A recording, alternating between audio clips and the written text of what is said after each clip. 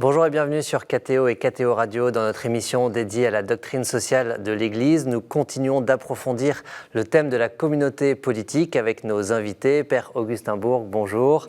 Vous êtes responsable de la maison Saint-Germain du Séminaire de Paris, enseignant à la faculté Notre-Dame et puis au Collège des Bernardins aussi, où vous êtes co-directeur du département politique et religion.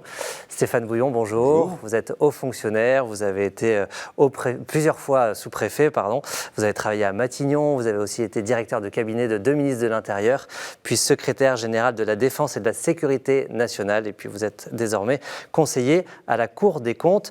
Stéphane Bouillon, on évoquait dans une précédente émission Jean 23 qui citait Léon XIII, mais tout ça enraciné dans la pensée biblique sur le thème de l'autorité légitime et l'autorité nécessaire. C'est Jean 23, donc dans Pacem in Terris, qui dit que toute communauté humaine a besoin d'une autorité qui la régisse. L'autorité politique est par conséquent nécessaire. Est-ce que vous partagez cette idée avec l'expérience qui a été la vôtre comme préfet et puis dans les autres fonctions que vous avez occupées ? L'autorité politique est évidemment nécessaire pour que la société puisse fonctionner, mais elle n'est acceptable que si elle est légitime. Ça veut dire que cette autorité politique, elle doit être investie par le vote du peuple, elle doit être soumise au contrôle du Parlement et soumise au contrôle de la justice.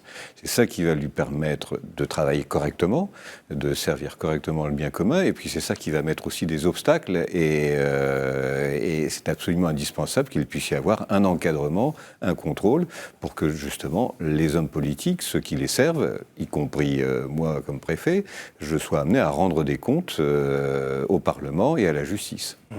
Père Augustin Bourg, je voudrais citer le Concile Vatican II. L'autorité doit se laisser guider par la morale. Toute sa dignité dérive de son existence dans le domaine de l'ordre moral, lequel à son tour repose sur Dieu, son principe et sa fin. C'est quand même la doctrine sociale parle aussi de valeurs morales humaines et essentielles, innées, reconnues comme une loi objective, comme une loi naturelle. Comment est-ce qu'on peut penser le sujet de l'autorité politique aujourd'hui, là où la question d'une loi naturelle inscrite dans le cœur de tout homme, d'une loi morale commune, innée, objective, interroge ? Tout à fait. Alors peut-être que ce qu'on peut dire et qui est facilement compréhensible pour retisser le lien entre politique et morale, c'est de dire qu'en fait, il n'y a pas d'action politique qui n'engage pas une vision de l'homme, une compréhension de ce que c'est que des relations justes, proprement humaines. Voilà. Même si ce n'est pas théorisé, si je prends des décisions pratiques, dans l'ordre politique, elles vont engager une certaine compréhension des priorités, vous voyez, un idéal, etc. Donc, on voit bien que, puisque l'autorité tient sa légitimité, à laquelle elle agit par participation à l'autorité divine, on voit bien que cette façon d'agir, elle doit engager un idéal ou une compréhension des relations humaines qui soit conforme au dessein divin. Voilà. Et sans forcément des références explicites, je ne sais pas, à l'écriture sainte ou au catéchisme. Donc il y a des choses que, le principe de solidarité ou de subsidiarité sont des choses qui sont tout à fait audibles et compréhensibles par des gens qui ne partagent pas la foi. En fait, ce qui est en jeu, c'est l'articulation entre le bien commun de la société, qui est non seulement le but de l'autorité, servir le bien commun de la société, mais qui est même son critère de légitimité ultime. Dans la pensée chrétienne, pour savoir ultimement si une autorité est légitime, par exemple, s'il y a eu un changement de pouvoir, voyez, et qu'on se dit, maintenant il y a un nouveau pouvoir, est-ce qu'il est légitime ? Il n'est pas forcément élu par le peuple parce qu'il vient d'y avoir un changement de régime, mais on va vérifier sa légitimité en voyant s'il se met vraiment au service de tous. Par exemple, comment il traite les anciens opposants, comment il traite les minorités, etc., etc. Donc, ultimement, c'est toujours le bien commun de la société qui est le critère de légitimité d'un pouvoir. Et de sa moralité, on pourrait dire ? Et alors, sa moralité, tout à fait, oui, de son adéquation au bien véritable, en sachant que le politique n'épuise pas l'humain. Voilà. Tout ce qui est humain engage le politique, mais le politique n'épuise pas l'humain. Et donc ça, c'est un apport chrétien. Alors dans la doctrine sociale, on trouve aussi ce sujet de la relation à l'autorité, quand justement elle ne sert pas ou pas assez, de façon pas assez ajustée, le bien commun ou la dignité de la personne humaine, avec cette évocation très claire du droit à l'objection de conscience. Je cite, « Le citoyen n'est pas obligé en conscience de suivre les prescriptions des autorités civiles, si elles sont contraires aux exigences de l'ordre moral, aux droits fondamentaux des personnes et même aux enseignements de l'Évangile. Stéphane Bouillon, quand on entend une phrase comme ça et qu'on a servi l'État toute sa vie, comment est-ce que ça a été pour vous parfois un critère de réflexion, de discernement dans les engagements qui étaient les vôtres? C'est toujours un critère de réflexion et de discernement. Il y a des régimes politiques que je ne servirais pas et je m'en irais. Par ailleurs, ce texte-là, il existe aussi dans le Code général de la fonction publique. Article L121-10, le haut fonctionnaire doit obéissance à l'autorité, sauf si l'ordre est manifestement illégal et contraire à l'intérêt commun. Donc, il n'y a pas la référence à l'Évangile, mais on pas peut la référence comprendre. à l'Évangile, mais on y est. Et vraiment, c'est dans le Code général de la fonction publique. C'est pour nous, si je puis dire, une rambarde, enfin, ce à quoi on peut s'accrocher. Et à un moment ou à un autre, on peut se dire, effectivement, il va y avoir des choses. Mais le plus difficile, en fait, c'est le discernement au plan quotidien. C'est-à-dire que une loi c'est des cas particuliers et des cas humains chaque jour. Chaque jour, face à un cas humain, on a la loi, on a l'ensemble des textes qui l'expliquent, l'amplifient, parfois la permettent de déroger. Et donc, il va falloir qu'on se pose la question, par rapport à l'intérêt de la personne, par rapport à l'intérêt de la société, quelle est la décision que je dois prendre, j'allais dire, en justice. Et en conscience. Et en conscience. Et en conscience. Et ça, objectivement, c'est le plus difficile. Et là, de temps en temps, on a vraiment besoin de l'Esprit Saint. Des cas de conscience. Besoin de l'Esprit Saint. C'est beau, Père Augustin-Bourg.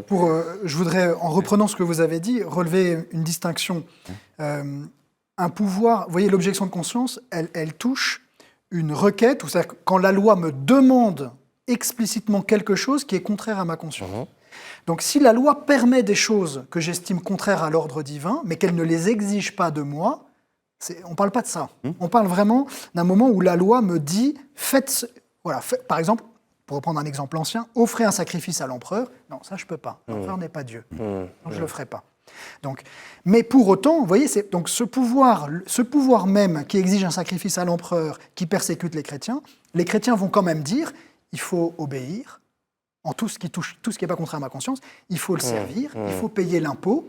Vous voyez, donc ça va loin. Faire distinguer entre le pouvoir en général et entre un pouvoir qui même peut avoir des requêtes iniques, mais en fait, ces requêtes, je suis tenu de ne pas y obéir parce que, comme on dit Pierre dans les Actes, il vaut mieux obéir à Dieu plutôt qu'aux hommes. Néanmoins, pour tout le reste, eh bien, je vais obéir, je vais même payer l'impôt à l'empire qui me persécute. Vous voyez, donc c'est pour dire qu'il ne faut pas brandir trop vite l'objection de conscience, c'est quand le pouvoir me demande explicitement quelque chose qui est contraire à ma conscience. Alors, j'aurais tiré un peu le fil de ce sujet justement sur la question de la résistance qui est aussi évoquée très clairement dans les textes de l'Église, le droit de résister. Le compendium cite saint Thomas, on n'est tenu d'obéir que dans la mesure requise par un ordre fondé en justice. Et parfois il y a la résistance quelque part est légitime aussi à partir du moment où l'autorité ne respecte pas ce devoir de justice. Alors il faut bien préciser ce qu'on entend par résistance, parce qu'on a parlé d'objection de conscience, c'est une chose. Résistance, pour nous, Français, en plus ça fait tout de suite appel à la résistance armée pendant l'occupation nazie. L'Église met... Alors là on est dans le recours à la force. Alors, l'Église prend beaucoup de précautions, et par principe, j'allais dire, le principe de base, c'est une prévention contre le recours à la force. Et on lit dans la doctrine sociale des critères très précis par lesquels il faut passer avant d'envisager le recours aux armes. Oui. Donc là, on est vraiment dans des cas... Alors, extrême, pour moi, le cas où l'Église l'évoque de façon la plus explicite, c'est dans Firmissimam Constantiam, qui est une encyclique de Pie XI adressée aux chrétiens du Mexique, qui sont persécutés par leur gouvernement. Et si je vous lis le texte, vous allez voir que la formulation elle-même dit bien toutes ces préventions. L'Église condamne toute rébellion ou acte de violence injuste contre un pouvoir civil légitimement établi. On commence par là. Par contre, s'il arrive que le pouvoir civil piétine la justice et la vérité au point de saper les fondements mêmes de son autorité, il n'y aurait alors pas de raison de condamner des citoyens qui s'uniraient pour défendre la nation et eux-mêmes par des moyens licites et appropriés. Voilà. Et donc en fait, vous voyez, toute cette prévention Les critères, on les trouve dans le catéchisme. Il faut que ce soit des violations certaines, graves, prolongées des droits fondamentaux de population entière, après avoir épuisé tous les autres recours, sans provoquer des désordres pires, qu'il y ait un espoir fondé de succès, et puis s'il est impossible de prévoir raisonnablement des solutions meilleures. C'est un certain nombre de On voit toutes ces critères avant préventions. d'y arriver. Il faut bien avoir en tête que résister par les armes, c'est la guerre civile, et la guerre civile, c'est vraiment un des pires maux de Et les textes de l'Église invitent à cette résistance passive, pas au sens de ne rien faire ou ne rien dire, mais de ne pas recourir à la force des armes. Et Stéphane Bouillon, on évoque ce sujet de la résistance, mais il y a aussi le sujet des pouvoirs ou des outils que l'autorité légitimement peut utiliser pour faire respecter cette autorité, pour faire respecter la loi, avec la question des sanctions, des peines. Ça participe aussi de l'exercice de l'autorité, et c'est légitime.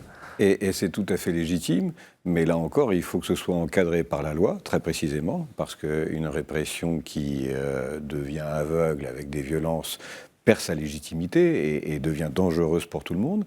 Et puis, il faut aussi que ce soit contrôlé par la justice ou par des organes de contrôle administratifs indépendants pour s'assurer effectivement que l'usage de la force a été, comme on dit, proportionné.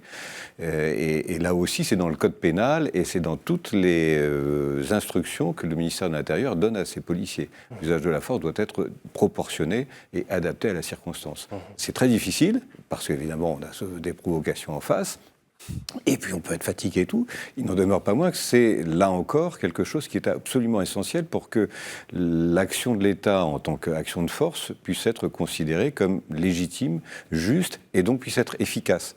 Parce que si elle n'est pas légitime, elle est inefficace, et on bascule dans le risque que vous avez évoqué, Père, avec un risque d'insurrection, de violence et de guerre civile.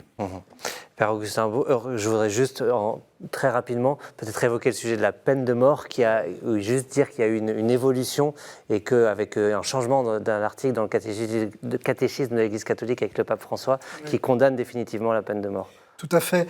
Dans l'ancienne version du catéchisme, c'est le numéro 2267, eh bien, on voyait que l'Église n'exclut pas, quand l'identité et la responsabilité du coupable sont pleinement vérifiées, le recours à la peine de mort, si celle-ci est l'unique moyen praticable de protéger efficacement de l'injuste agresseur la vie d'être humain.